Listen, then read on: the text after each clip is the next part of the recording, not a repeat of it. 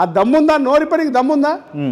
ముఖ్యమంత్రి దగ్గర పోయి మోకరిల్లి నాకు ఈ పైరవి చేసుకుంటానికి వస్తుంది కానీ ఈ నియోజకవర్గంలో డిగ్రీ కాలేజీ లేదు. పోయి అడిగినావా? ఈయనకు సోయి లేదు, పార్లమెంట్లో గెలిచిన ఆయనకు సోయి లేదు. ఆయననేమో ఇవాళ నేను ముఖ్యమంత్రిని అయితే పీసీఏది బీజేపీ అధ్యక్షుని అయితే అని దేశం తిరుగుతారు ఆయన.